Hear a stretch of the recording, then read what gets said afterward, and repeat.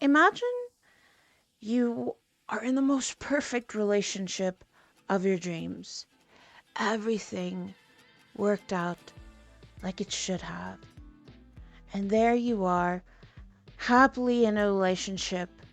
But there's one problem. One problem that would go to the ends of the earth to make your life miserable. Well, that's a mother in law from hell, of course. This show is filmed in front of a live Twitch audience. Well, hello, nurse, and welcome to the iKatMax Uncut show. A show where I find things on the internet and share them with you and tell you all about it. So, recently in the news, there is a story of Donna Addleson, a mother-in-law that some might call the mother-in-law from down under. And by that, I don't mean Australia, I mean hell. So, Dan Markel was married to a lawyer, and this was Donna Adelson's daughter, Wendy Addleson. And they had 2 kids, and eventually it had to come to an end. They ended up getting a divorce, but he lived in Tallahassee in Florida, and so she wanted to go live with her family in Miami, Florida. Jeepers, that tongue twister there. And her mother, Wendy's mother, Donna Addleson, put pressure on her to get her and the kids to come and live in Miami so that she could be closer to them. Now, from what I've been watching in the court proceedings, it seemeth that Donna was allegedly a very, very controlling person. She even wanted to offer Dan Markel $1 million so that the kids could move down to Miami. But the court system being what the court system is, and custody being what it is, the court said no, the kids have to stay in Tallahassee because their school is there. It's their life that is there. And so, sadly, began this conspiracy. And very, very sadly, a life was cut short. Dan Markel was murdered, and all because of a mother-in-law, allegedly. So, Charlie Addleson is Wendy Adelson's brother. Now, he used to date a girl named Katie. If you know me, that's my name, but you spell it differently. Or she's also known as Catherine McBanawa. I think? McBanawa? I apologize if I say names incorrectly. But the thing for me is not so much the story and getting everything correct.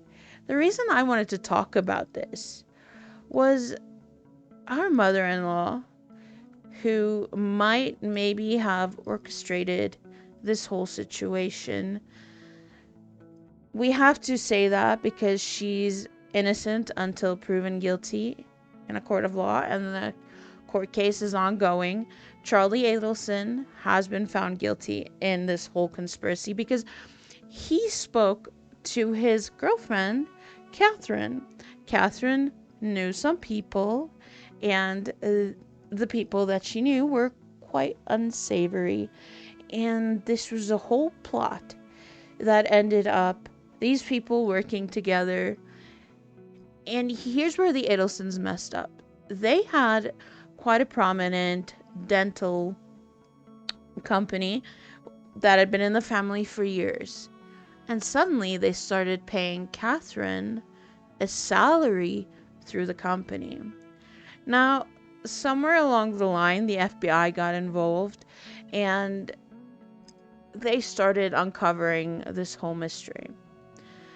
And while Charlie Addleson was in the jail, waiting his trial, he was on a phone call with his mom.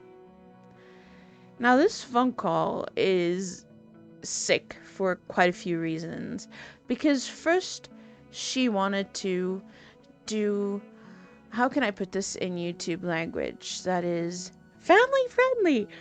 Well, she wanted to unalive members of her family so that they don't get caught together. So, I don't know why she did that if she isn't guilty, but okay.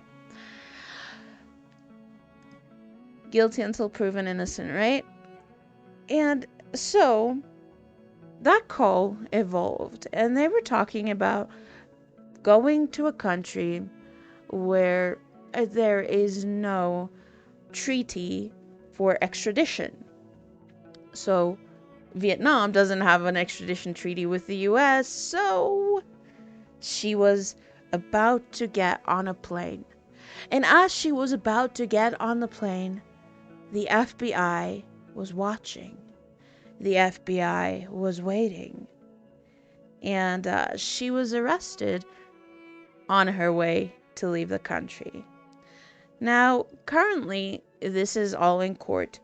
But the thing that kind of gets to me is she admitted on a recorded phone call is that she should pack her bags, her and her husband, and get to a country that doesn't have an extradition treaty with America.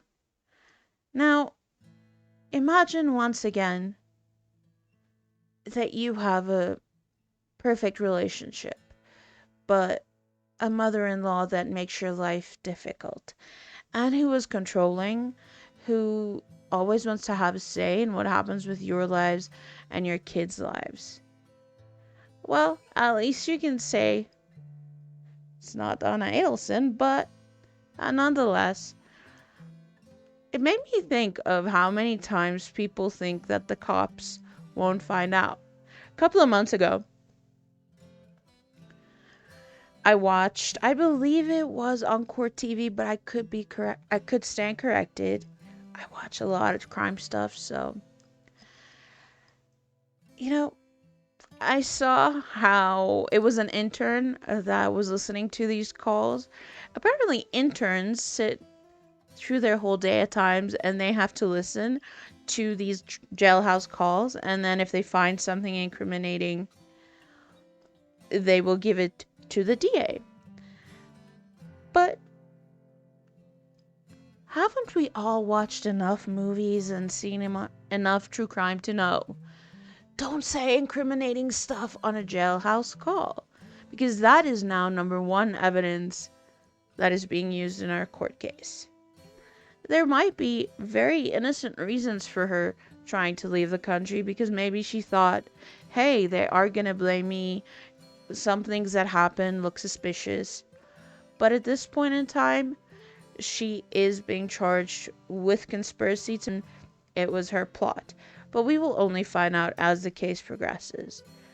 But this made me wonder, what about, you've got the perfect relationship with a crazy mother-in-law, but then you also could be lucky enough to get a girlfriend that is, not so savory, shall we say.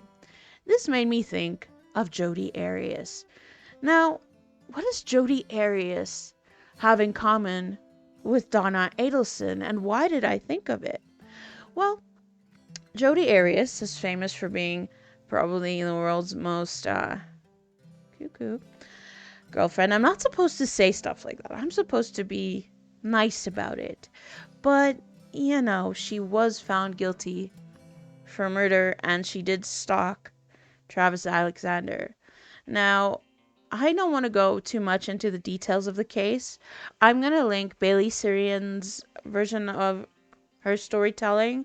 But basically, it was a relationship that didn't work out, a toxic relationship. Jodi constantly messaged Travis. It was toxic from both ends, and it ended up with Travis losing his life in a very, very brutal way, and Jodi trying to play all kinds of tricks and games, but she was caught. And at one stage, while she was in prison, I believe it was to an ex-boyfriend of hers that she was sending out these encrypted notes. You know, these were notes that basically told him he screwed up and he needed to talk to his lawyer, but it was encrypted and it was inside a magazine. But the thing that Jodi didn't realize is that anything and everything that comes into the jail and goes out of the jail gets checked.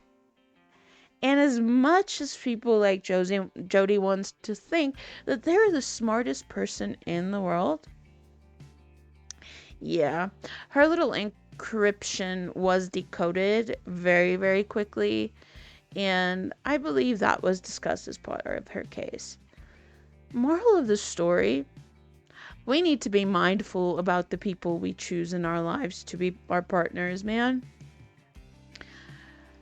I would rather be single than have a controlling mother-in-law or date somebody that stalks me.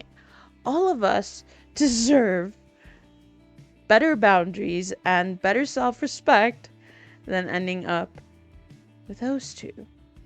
So, whenever you see the red flags of something just feels off, maybe I should not get involved, listen to your gut. But also, isn't it interesting that there are people that do these things and always think that they will outsmart the police and the FBI? I don't know.